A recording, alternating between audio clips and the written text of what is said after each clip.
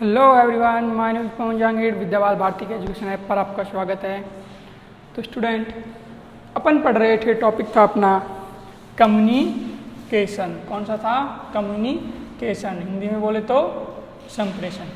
ये पढ़ रहे थे अपन, ठीक है। इसके अंदर अपन ने क्या पढ़ लिया? अपन ने संप्रेषण को समझ लिया था। दो साइंटिस्टों के अपन ने मॉडल भी बनाए थे जो संदेश के लिए दिए थे उन्होंने। कौन कौन से थे वो दोनों? अरस्तु था और कौन से थे? गैलेट थे। तो अब बात करेंगे किसकी, कि बात कहाँ तक चल गई थी? अपन ने संप्रेषण के उद्देश्य तक करा ली था। संप्रेषण का उद्देश्य मैंने बताया था कि सूचनाओं का आदान प्रदान ही क्या है, संप्रेषण का उद्देश्य है। अब सूचनाओं में क्या है, चाहे सलाह हो, अच्छे गुण हो, क्या गुणों की बात करता हो, किसी भी चीज़ की बात कर ले, वो सारी चीज़ उसके अंदर सम्मिलित हो गई। अब बात करेंगे अपन कि संप्रेषण की प्रकृति व विशेषताएं। देखो किसकी बात करेंगे? संप्रेषण की प्रकृति एवं विशेषताएं।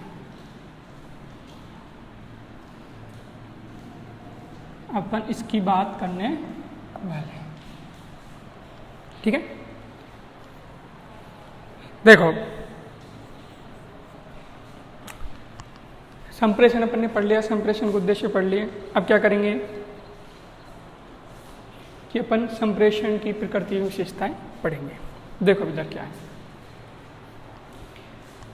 कि संप्रेषण की प्रकृति विशेषताएं आखिर है क्या, क्या क्या प्रकृति है, क्या क्या विशेषताएं, इनके बारे में थोड़ा जान लेते हैं। देखो कि संप्रेषण की परिभाषा अपन ने इस प्रकार दी थी, क्या दी थी कि सूचनाओं का आदान प्रदान करना ही क्या है, संप्रेषण, ठीक है। तो देखो इधर देखो क्या है, संप्रेषण के पहले टॉपिक से स्टार्ट करते हैं। देखो क्या है, संप्रेषण क्या करता है? संबंध स्थापित करता है। क्या करता है? संबंध स्थापित।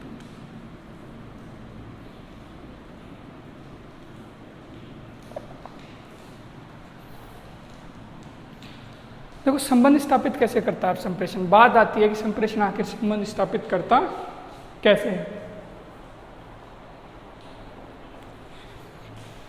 देखो कि संबंध स्थापित करने की क्रियाएं कैसे है, उसके बारे में चर्चा करें। कि जब दो लोग हैं, जैसे आप अपने कोई रिलेटिव को लेकर देखें या अपने चलो दोस्तों को लेकर चलो, कि भाई आप 12th क्लास तक किसी के साथ पढ़े 12th क्लास तक पढ़े। कम्युनिकेशन का मतलब क्या है? बस बात करने की कम्युनिकेशन नहीं है, एक दूसरे से जुड़ना भी क्या है, कम्युनिकेशन है। कि दो देश एक साथ जुड़ रहे हैं, कि क्या है, दो देश एक साथ जुड़ रहे हैं, उनका कम्युनिकेशन अच्छा है, ठीक है। वो बोलते हैं ना अंडरस्टैंडिंग सिस्टम, एक प्रकार से बिल्कुल वैसे ही कि कम्युनिकेशन सिस्टम अच्छा है उनका, दोनों एक साथ जुड़े हुए हैं, अपने मिलकर काम करते हैं, संयुक्त से काम करते हैं, दो राज्य एक साथ जुड़े हुए हैं, दो लोग एक साथ जुड़े हुए हैं, तो कम्युनिकेशन का वो वाला सिस्टम है। जैसे कि संबंध स्थापित करना, कि 12th क्लास में आपका कोई दोस्त है, अब आपने 12th पास कर ली, कोई कहाँ चला गया, कोई कहाँ चला गया, अलग अलग हो गया। कोई 2 या 3 साल बाद दोनों के पास एक दूसरे के नंबर है और दोनों एक दूसरे से क्या करते हैं, कांटेक्ट करते हैं, ठीक है। तो आप 12th क्लास में थे, आपको पता था कि मेरे साथ पढ़ा था, उसको पता था मेरे साथ पढ़ा था, लेकिन अब आपका बीच में कम्युनिकेशन टूट गया था 2-4 साल के लिए, फिर बाद में उसका कॉल आता है या आप उसको कॉल करते हैं, तो एक तरह से फिर से संबंध स्थापित करते हैं आप, कि आपकी दोस्ती वापस से गहरी होने लगती है। आप एक बार कॉल करोगे, फिर बार बार कॉल करोगे, कोई जरूरत होगी तो कॉल करोगे, इस प्रकार से, ठीक है। तो क्या है कि संप्रेषण क्या है? संप्रेषण परस्पर संबंध स्थापित करने की एक प्रक्रिया है। इस प्रकार से लिख दें,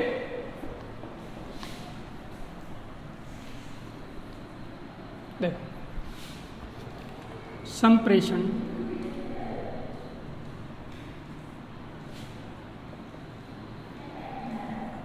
परस्पर संबंध स्थापित करने की प्रक्रिया है, या पारस्परिक संबंध है ना, मैं परस्पर बोल रहा हूं, ठीक है। ऐसे लिख दो, चलो पा करने की प्रक्रिया है। ठीक है, अब देखो क्या है कि संप्रेषण जो है एक क्या है, उद्देशात्मक क्रिया। फिर क्या है कि संप्रेषण एक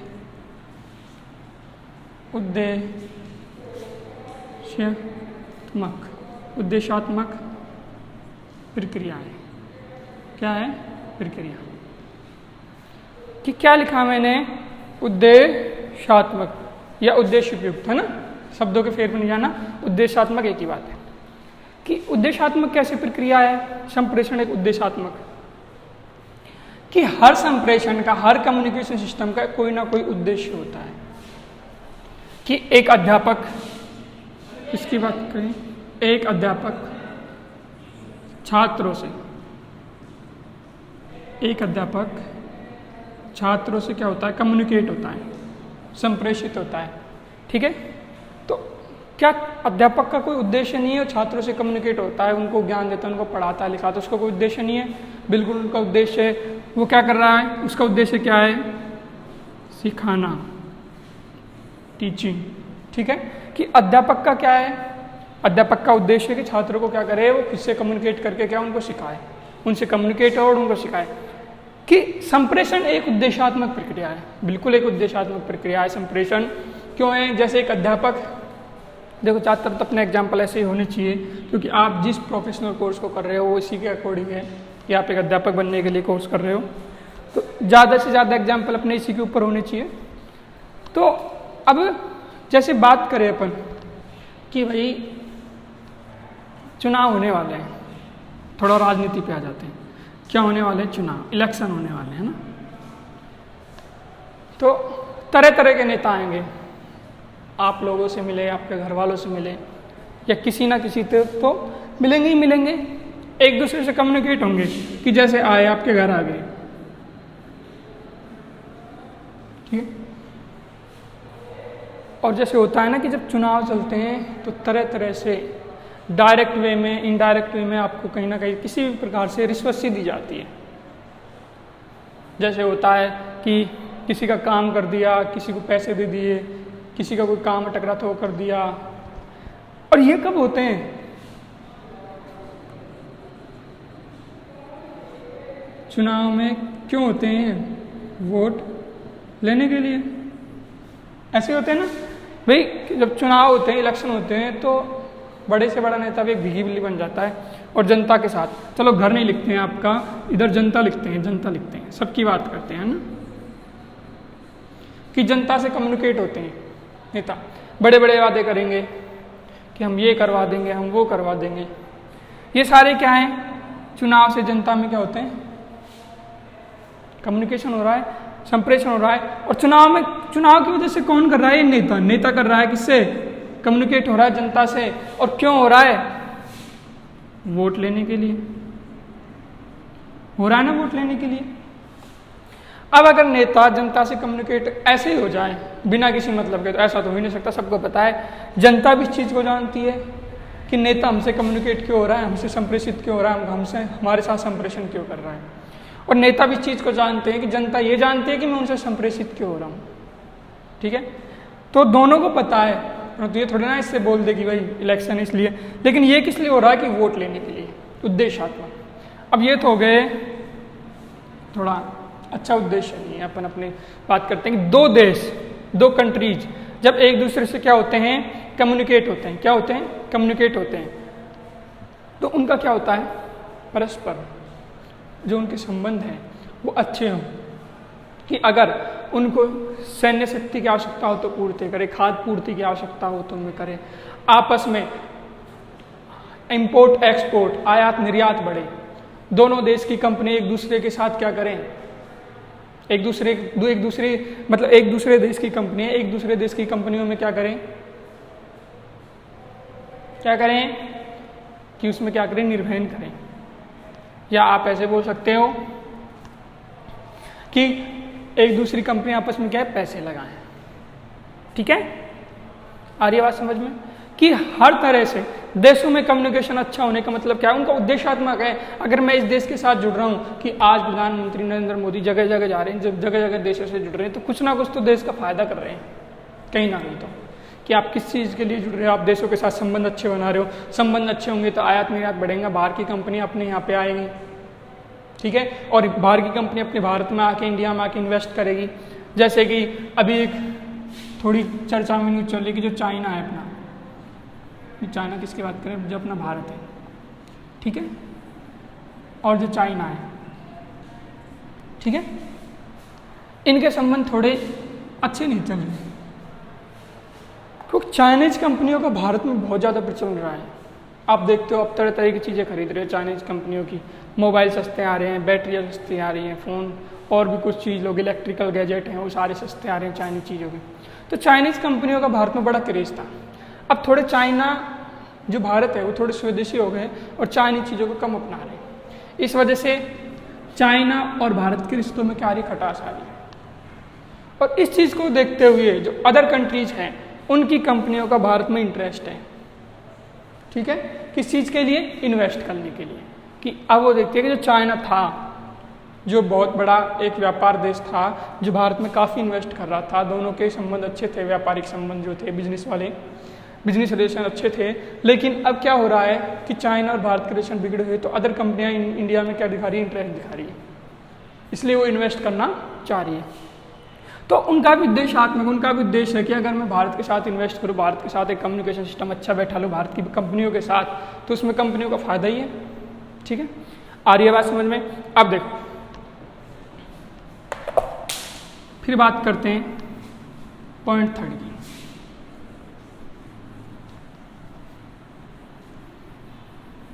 देखो क्या है,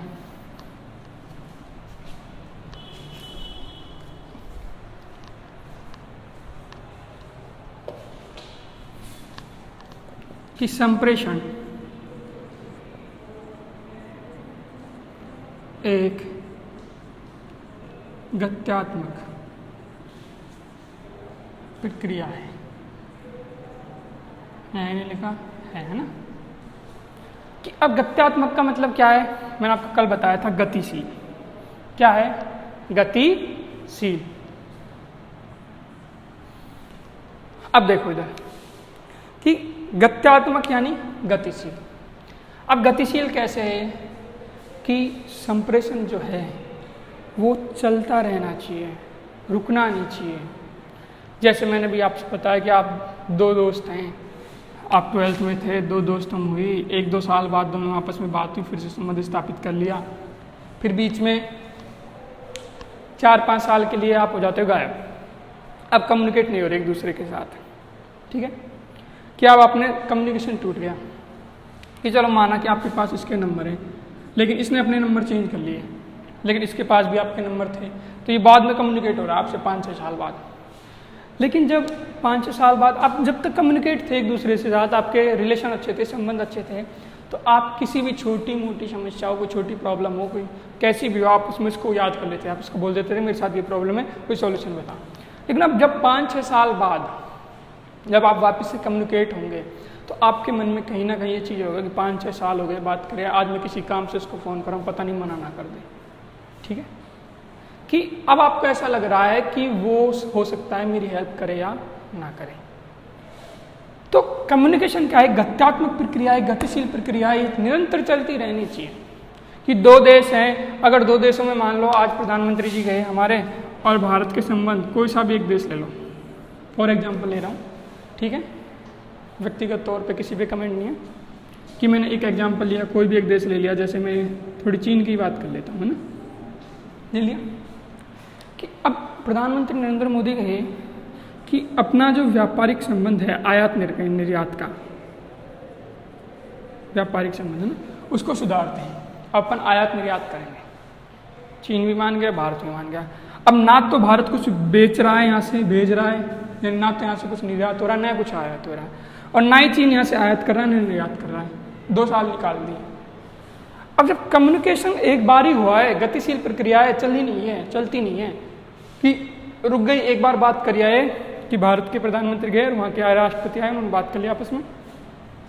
बात करने के बाद अब कुछ नहीं रखा कि अब ना तो कुछ जा रहा है ना कुछ आ रहा है, ना कुछ हम एक्सपोर्ट कर रहे हैं ना इंपोर्ट कर रहे हैं, ना वो कुछ एक्सपोर्ट कर रहे हैं ना हम इंपोर्ट कर रहे हैं, ना वो इंपोर्ट कर रहे हैं। तो ऐसी कंडीशन में रिलेशन क्या अच्छे रहेंगे बाद में? तो चीन या भारत, जिसका पहले सबर टूटेगा वो बोलेगा कि भाई अपने यहाँ जब व्यापारिक संबंध अच्छे हो गए, जब अपना कम्युनिकेशन अच्छे हो गए, तुमने भेजा क्यों नहीं? यानी कि क्या है, गत्यात्मक प्रक्रिया है, गतिशील प्रक्रिया है, ये चलती रहेगी, रुकेगी नहीं। जब आप इसको रोकोगे तो तभी आप समझ लेना आपके उद्देश्यात्मक, आपके पारस्परिक संबंध सब गिर जाएंगे। ठीक है, आ रही है बात समझ में?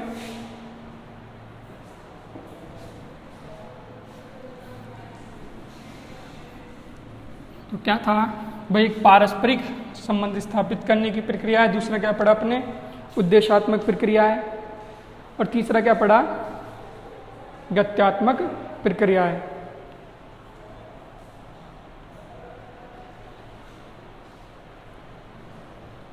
अब देख,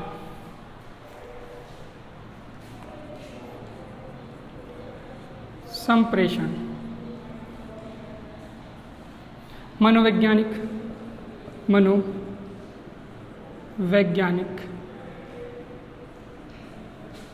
भावनात्मक आदि। भाई किसकी बात कर रहे हैं कि जो संप्रेषण है, मनोवैज्ञानिक व भावनात्मक जो पक्ष है ना, उनके जैसे संवेदना है, विचार है, कुछ भी है, आदि का क्या होता है, समावेश होता है भावनात्मक आदि। जो सामाजिक पक्ष है, इसलिए लिखे भावनात्मक सामाजिक पक्ष है, मनोवैज्ञानिक भावनात्मक सामाजिक पक्ष। जैसे क्या, संवेदना, संवेदना हुए, गुण हुए, कुछ भी लिख लो आप, गुण हुए। आप जानते हो मनोवैज्ञानिक और भावनात्मक मतलब क्या है? भावनाएं अपने क्या है, संवेदनाएं होती हैं, भावनाएं होती हैं, ठीक है, गुण होते हैं। कि मनोविज्ञान में गुण का भी चर्चा होती है। गुण की जब अपन करें परिपक्वता क्या है, पूरा गुण ही एक सामाजिक पक्ष को लेते हैं, उसके गुण अवगुण देखते हैं। तो ऐसे क्या है, संवेदना हो गई, गुण हो गई, भावनाएं हो गई आदि का समावेशन है, समावेशन है। कि अब क्या बात करें, जो संप्रेषण है मनोवैज्ञानिक भावनात्मक, मनोवैज्ञानिक व भावनात्मक सामाजिक पक्ष, संवेदना, गुण, भावनाएं आदि का क्या है, समावेशन है। कि जो संप्रेषण है, जो मनोवैज्ञानिक हो, सामाजिक हो, वे भावनात्मक पक्ष हो, ये सब क्या है, इनका समावेश है। ठीक है, अब देखो क्या है कि अब बात करते हैं कि इनका समावेशन में संप्रेषण का क्या लेना देना है। मनोविज्ञान के अंदर सारे आ गए, सामाजिक पक्ष, गुणात्मक, सामाजिक परिपक्वता, सब कुछ आ गया उसके अंदर एक ही बात में। भावनाएं आ गई, सामाजिक पक्ष आ गया, या मानव मनोविज्ञान सामाजिक पक्ष सब तरह से, है ना। तो बात क्या कर रहे हैं कि संप्रेषण में कैसे इनका योगदान है। तो देखो, जब समाज बनता है अपना, जब समाज अपना डेवलप होता है, जब एक समाज का क्या होता है, निर्माण होता है, उस समय क्या होता है कि समाज का निर्माण इतनी आसानी से थोड़ी ना हो जाता है। समाज का निर्माण इतनी आसानी से तो नहीं होता। समाज का निर्माण कैसे होता है कि कोई, जब आप अपने परिवार में होते हो, जब अपन बात करते हैं, जब बालक अपनी प्राथमिक पाठशाला के अंदर होता है, ठीक है, किसके अंदर होता है, परिवार के अंदर होता है। तो उस वक्त क्या होता है कि जो परिवार के जो सदस्य हैं, अपन परिवार के सदस्यों की बात कर रहे हैं, सदस्य लिखते हैं यहाँ पे, सदस्य, ठीक है, परिवार के सदस्यों की बात करें तो सदस्य लिख के बात चलाते हैं कि बालक से क्या होते हैं, कम्युनिकेट होते हैं। क्या होते हैं, कम्युनिकेट होते हैं। किसके, परिवार के सदस्य हुए, कि परिवार के जो सदस्य हैं बालक से क्या हुए, कम्युनिकेट हुए, संप्रेषित हुए। अब सदस्य जो हैं बालक से क्या है, संप्रेषण बना रहे हैं कि उसको जो समाज के लिए आवश्यक जो प्राथमिक पाठशाला है बालक की, प्राथमिक पाठशाला, ठीक है, वो स्टार्ट हो गई है बच्चे की। और अब जो सदस्य हैं घर के, परिवार के, जो बड़े हैं चाहे छोटे हैं, वो बच्चे से क्या हो रहे हैं, कम्युनिकेट हो रहे हैं। ठीक है, जब बच्चे से कम्युनिकेट हो रहे हैं, अब उनको ज्ञान दिया जा रहा है। जैसे मैंने एक पेंटिंग बताई थी, ठीक है, उस पेंटिंग के अंदर क्या था, उस पेंटिंग का नाम क्या था, पहला गुण। तो वैसे ही सदस्य बालक से क्या हो रहे हैं, कम्युनिकेट हो रहे हैं, ठीक है। तो क्या है कि जो सदस्य जब बालक से कम्युनिकेट होंगे तो जो सदस्यों को, जो घर के सदस्य हैं, जो घर के बड़े हैं, यहाँ पे बड़े हैं बालक से जो बड़े हैं, चाहे उनका बड़ा भाई हो, ताता, चाचा, चाची, ताऊ, ताई, माता, पिता, दादा, दादी, बुआ, फूफा, जो भी कुछ हैं सारे, अब वो इस बच्चे में अपने गुणों का क्या कर रहे हैं, समावेश कर रहे हैं, कि चाहे वो मनोवैज्ञानिक तरीके से हो, भावनात्मक हो, सामाजिक पक्ष हो। मनोविज्ञान के अंदर सारी चीज आ गई है ना, ठीक है। ये सारी चीजों को क्या है, बालक में समावेश कर रहे हैं। अब जब उनका संप्रेषण अच्छा होगा, जब उनका संप्रेषण अच्छा होगा, ठीक है, तो बालक के जो गुण हैं, अवगुण है, बालक का जो सामाजिक पक्ष है, या बालक की जो परिपक्वता है, वो क्या होगी, अच्छी होगी। जिसको बोलते हैं ना परवरिश, कि जब कोई अच्छा बालक होता है, समझदार बालक होता है, उसको बोल जाते हैं कि इसकी परवरिश अच्छे घर में हुई है, बिल्कुल वही। तो क्या होगी कि संप्रेषण मनोविज्ञान, भावनात्मक, सामाजिक पक्ष, संवेदना, सामाजिक पक्ष जैसे है ना, ऐसे ब्रैकेट में लिखना, पक्ष, संवेदना, गुण, भावनाएं आदि का क्या होता है, समावेशन होता है, ठीक है। आ रही बात समझ? अब अगला देखो कि संप्रेषण व सूचना अंतर होता है।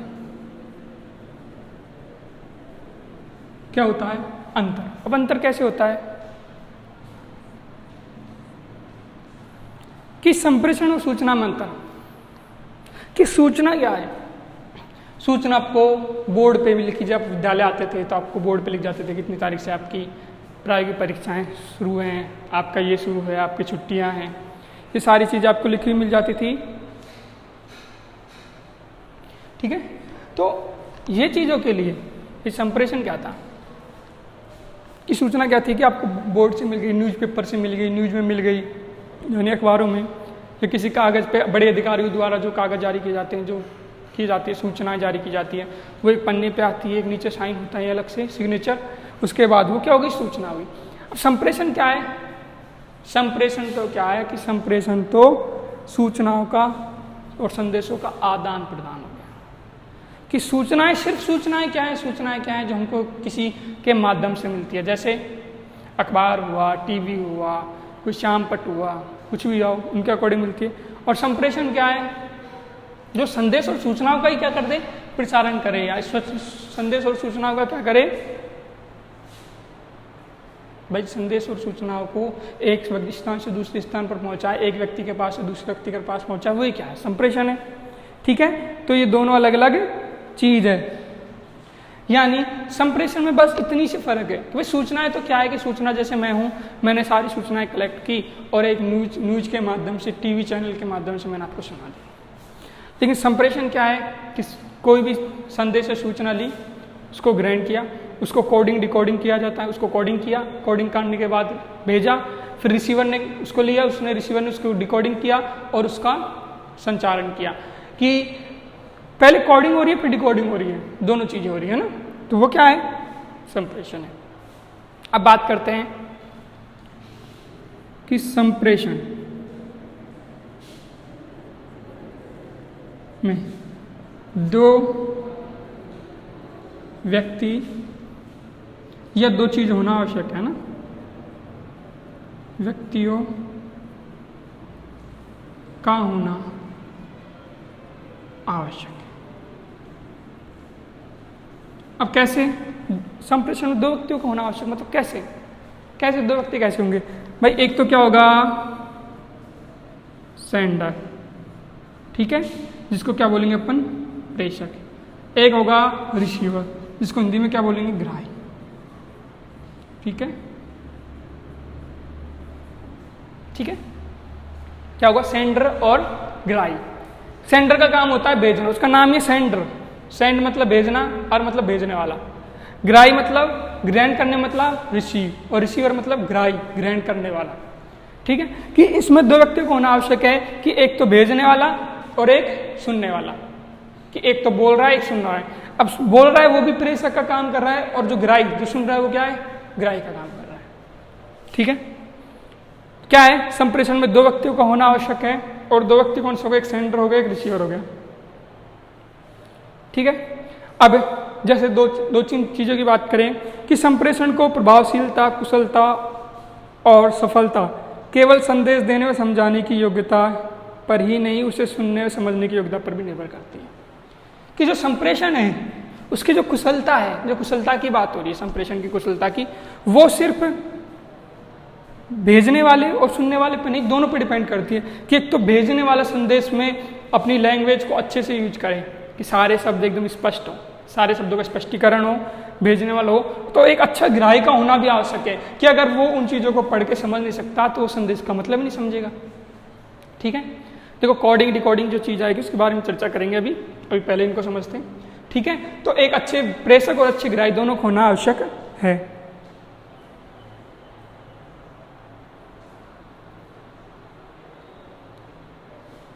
तो देखो संप्रेषण में क्या होता है, सामान्यतः व्यक्ति उन्हीं चीज़ों और विचारों का प्रत्यक्षीकरण करते हैं जिनकी उन्हें अपनी व्यक्तिगत आवश्यकताओं, मूल्यों, प्रेरक परिस्थितियों, पृष्ठभूमि के अनुसार आकांक्षा प्रत्याशा होती है।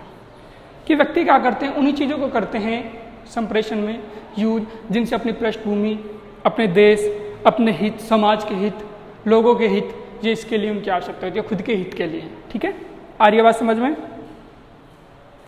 तो ये क्या था, ये संप्रेषण की प्रकृति विशेषताएं हैं, छोटे छोटे टॉपिक हैं, आप बुक्स में से पढ़ सकते हैं। बात होती है सिर्फ समझाने की, जो मैं इनको समझा चुका, जो मेरे को मेन टॉपिक लगे, मेन चीज़ें लगी, वो मैंने इनको समझा दिया। अब बात करते हैं आगे। तो ये तो क्या थी, ये तो हो गई संप्रेषण के गुण व विशेषताएं। अब देखो आगे, अब क्या पढ़ने वाले अपन, अब अपन पढ़ेंगे संप्रेषण की प्रक्रिया। क्या पढ़ेंगे, संप्रेषण की प्रक्रिया। देखो अभी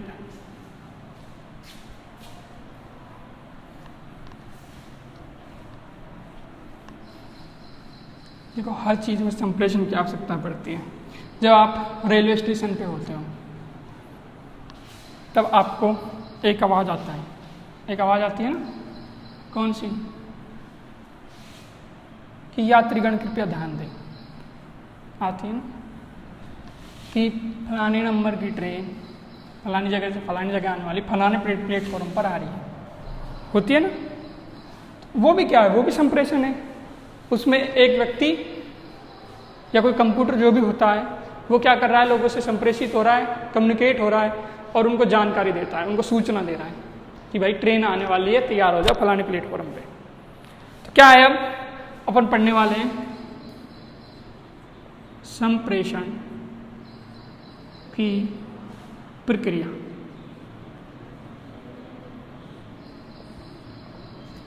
क्या पढ़ने वाले हैं, संप्रेषण की प्रक्रिया।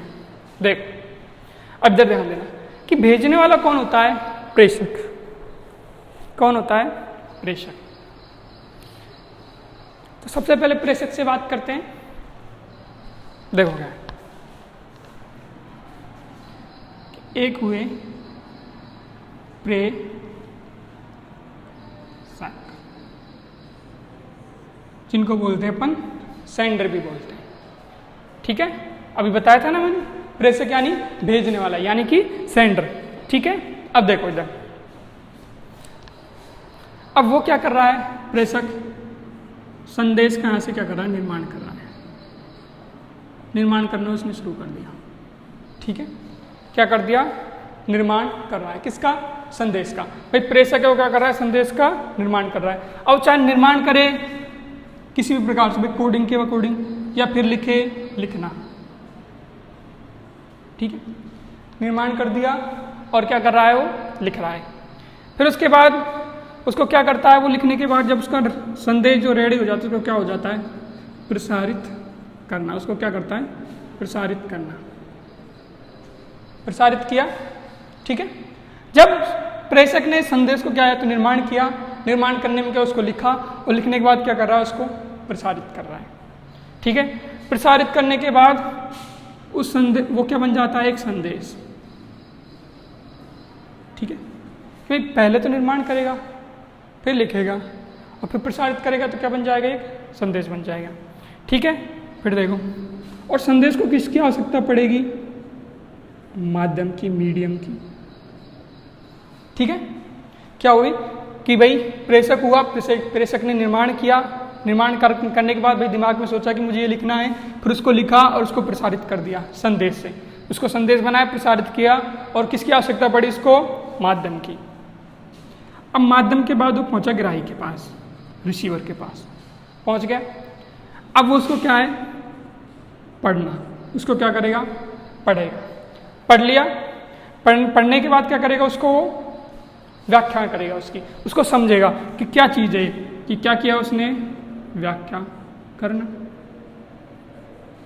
व्याख्या कर दी। व्याख्या करने के बाद क्या करेगा वो, प्रतिक्रिया, क्या करेगा, प्रतिक्रिया या प्रसारित करना, कि भाई पढ़ा और उसको क्या है, उसकी व्याख्या करी और उसको क्या कर रहा है, प्रसारित कर रहा है।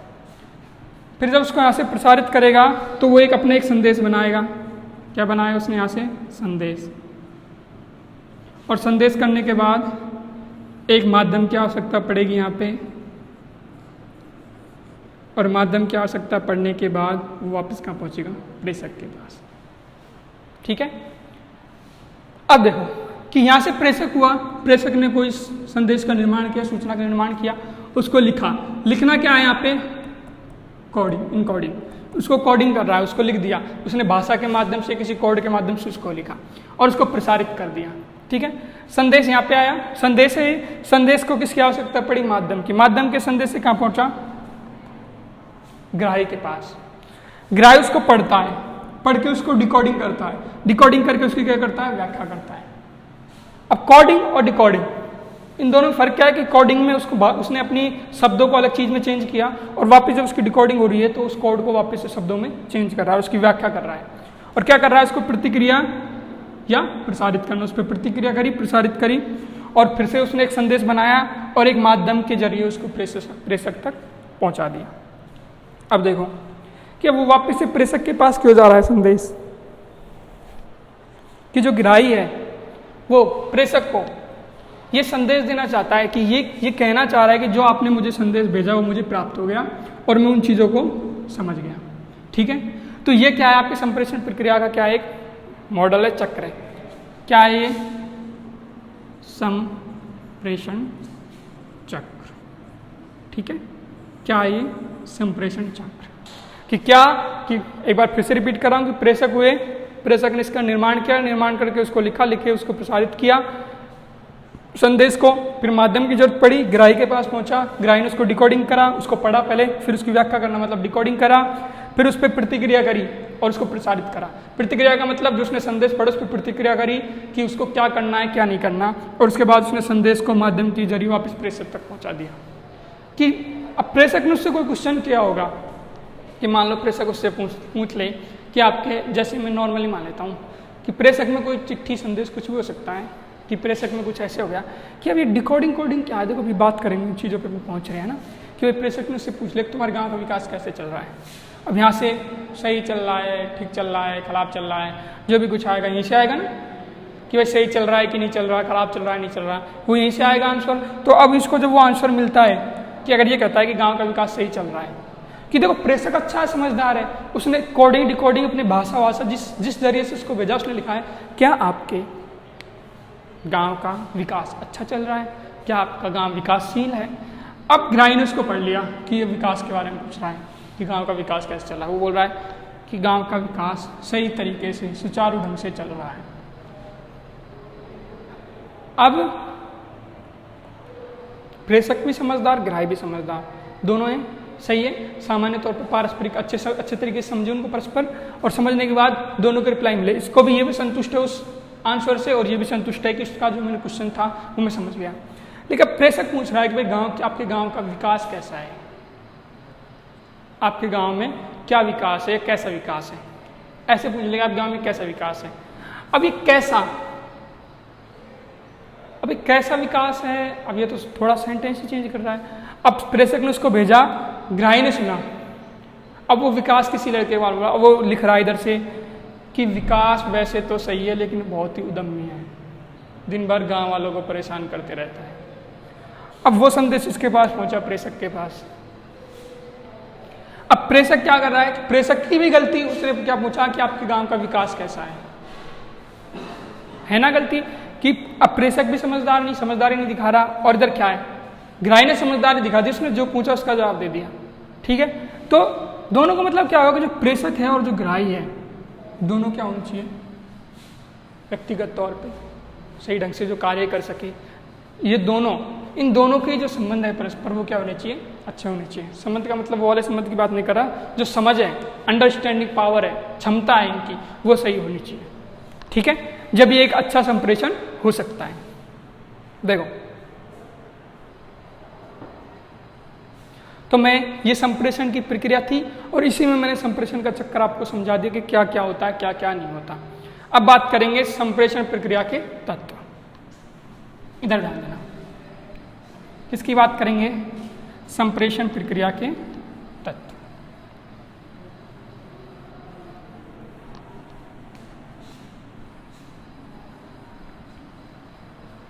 जो चक्र था मैंने इसी में समझा दिया, सारी चीज समझा दी। अब बात करेंगे संप्रेषण प्रक्रिया के तत्व। अब थोड़ा इसको देखते हैं कि संप्रेषण प्रक्रिया के तत्व क्या हैं, कि कौन कौन से तत्व हो सकते हैं संप्रेषण प्रक्रिया के। तो अब एक एक चीज को पढ़ेंगे। ठीक है, पहला होता है प्रेषक। क्या होता है, प्रेषक। ठीक है, प्रेषक से संदेश बनता है, जो भी होता है, फिर उसकी क्या जरूरत पड़ती है, माध्यम की। ठीक है, किसकी जरूरत पड़ती है, माध्यम की। माध्यम हुआ, फिर क्या हुआ, संकेत प्रतिक्रिया। संकेत प्रक्रिया, भाई संकेत सांकेतिक रूप में यानी सिंबल रूप में उसको भेजा जाता है, यानी कि संकेत, या क्या बोलते हैं, प्रतीक। ठीक है, संकेत हो गया, प्रतीक हो गया, फिर क्या हो गया, विचारों को भाषा का, जब विचार को या भाषा का क्या प्रारूप चेंज किया जाता है, जिसको इनकोडिंग बोलते हैं। बताता था कोडिंग कर रहा था। ठीक है, कर रहा था ना कोडिंग। तो क्या है, क्या विचारों को क्या है, अपन क्या कर रहे हैं, विचारों, संदेशों, विचारों को भाषा प्रदान करना।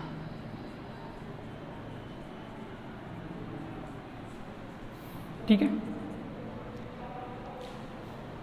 अब क्या है, अब क्या करें, संदेश को पढ़ना व अर्थ निकालना, या विचार या संदेश को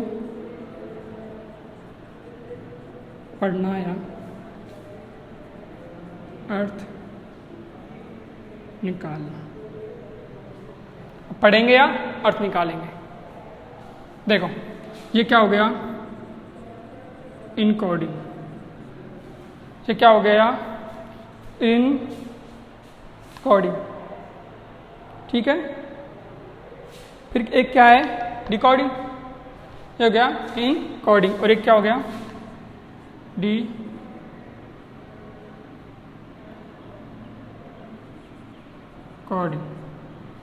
ठीक है, इनकोडिंग और डिकोडिंग।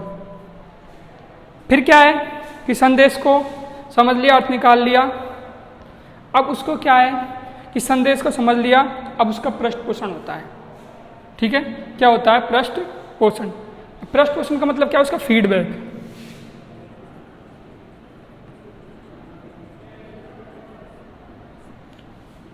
देखो पृष्ठ पोषण मतलब फीडबैक। अपन नहीं देते कि अपन देते हैं किसी भी ऐप को देते हैं, किसी भी चीज़ को देते हैं 5 स्टार रेटिंग, 6 स्टार रेटिंग, ऐसे।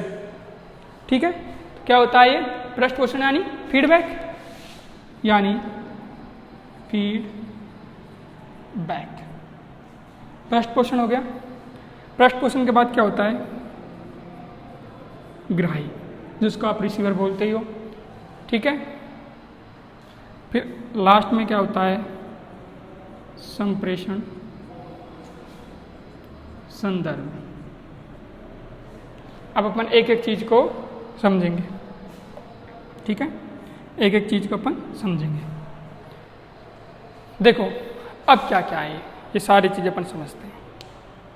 ठीक है, इस क्लास में अभी सिर्फ अपन इनकी बात करने वाले हैं, उसके बाद अगली क्लास में नए टॉपिक पे चर्चा करेंगे। इसी के अंदर जो है कि प्रकार पढ़ेंगे, उसमें संप्रेषण के। ये देखो क्या है कि प्रेषक क्या होता है, कि प्रेषक जो होता है जिसके मन में विचार आते हैं, कि उसके मन में विचार आया या कोई उसने संदेश डेवलप किया, कोई क्या आज्ञा हो, सलाह हो, कुछ भी हो, वो क्रिएट कर रहा है अपने, उसने अपने माइंड में उसको क्रिएट किया प्रेषक ने, और उसको भेजने के लिए रेडी हो गया।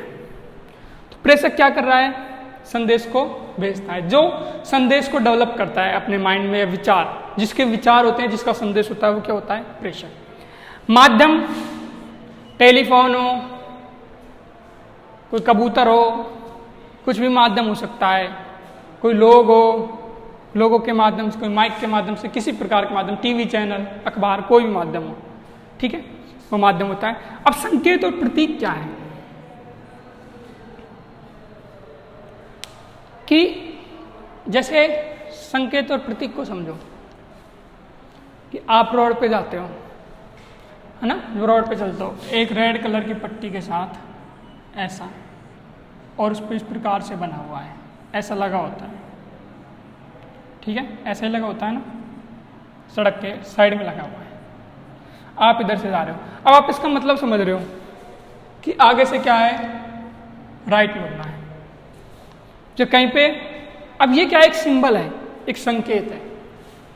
ठीक है, अब संकेत में या प्रतीक में, जो संकेत या प्रतीक है, कि अब जिसके मन में विचार आए हैं, ठीक है, जिसके मन में विचार आए हैं, विचार किसके मन में, प्रेषक के मन में विचार आया, कोई संदेश आया, अब उसको संकेत या प्रतीक दे रहा हो, कि उसने एक संकेत या प्रतीक दे दिया कि भाई जो अपन संदेश भेज रहे हैं कि ये समाज सुधारक संदेश, उसने उससे एक प्रतीक दिया, एक संकेत दे दिया उसने कि समाज सुधारक है ये, और इसमें ये लिखना है, उसने बता दिया। ठीक है, उसको संकेत दिया, प्रतीक दिया। अब क्या हुआ कि विचारों को भाषा प्रदान करना। अब विचारों की इनकोडिंग की जाती है, कि आपने एक मूवी देखना, कि आप देखो केसरी जो मूवी आई ना अक्षय कुमार वाली, देखना आप, इनकोडिंग डिकोडिंग का मतलब वहाँ से समझ जाओगे। क्या हुआ कि वो क्या करते हैं, वो एक कांच के से टुकड़े से एक किले से दूसरे किले पे फॉक्स भेजते हैं। अब पता नहीं वो फॉक्स में क्या होता है, वो तो मुझे भी समझ नहीं आया, लेकिन वो फॉक्स भेजते हैं। वो उस फॉक्स को एक समझता है, समझने के बाद उसमें से कुछ लकड़ी के से कुछ लिखे हुए होते हैं, उसको निकालता है और एक पन्ने पे चिपकाता है, और उसका अर्थ समझता है कि उन्होंने क्या भेजा। कि अब जो भेजा था जिन्होंने, जो प्रेषक थे, है ना, अब उसको लेके चलते हैं। अब देखना, उसमें अच्छी चीज़ है, अच्छी मूवी है, कि उसने क्या किया कि प्रेषक, कि अब उन्होंने क्या किया कि उस शीशे का जो टुकड़ा था कांच का, प्रेषक ने, कि भाई वहाँ पे जो बैठे थे उनके जो जनरल वगैरह थे, कैप्टन थे उनके, उन्होंने कहा कि ये संदेश भेजना है। तो उन्होंने संकेत और प्रतीक लिया, कि उन्होंने संदेश का मतलब समझा, माध्यम उनके पास वही था, शीशे वाला, उस कांच से देखने फॉक्स वाला। तो उन्होंने उस शीशे से उसको भेजा, उन्होंने इनकोडिंग की उसकी, कि जो उनके जो शब्द थे, उनके जो वर्ड थे, उनको इनकोडिंग किया। क्योंकि अब वो ऐसे तो नहीं कि उन्होंने पूरी लाइन पढ़ी हो और वो पूरी लाइन की लाइन भेज दे, उनका भी कोई मतलब होगा कि इसका मतलब ये, इसका मतलब ये। तो उन्होंने उसकी क्या की, इनकोडिंग की, कि एक किले से, है ना, एक किले से क्या की, इसकी इनकोडिंग की, और ये फॉक्स इस शीशे से उसको भेजा। अब दूसरे वाले ने क्या किया, उसको देखा कि मैसेज आया, संदेश भेजा, उन्होंने इसको डिकोडिंग की, डिकोडिंग किया। अब डिकोडिंग क्या किया, जो कोड था उसका, फॉक्स का जो भी था, एक बार दो बार जो भी फॉक्स था उसका उसने क्या किया, यहाँ पे उसकी क्या हो रही है, डिकोडिंग हो रही है, हो गई डिकोडिंग।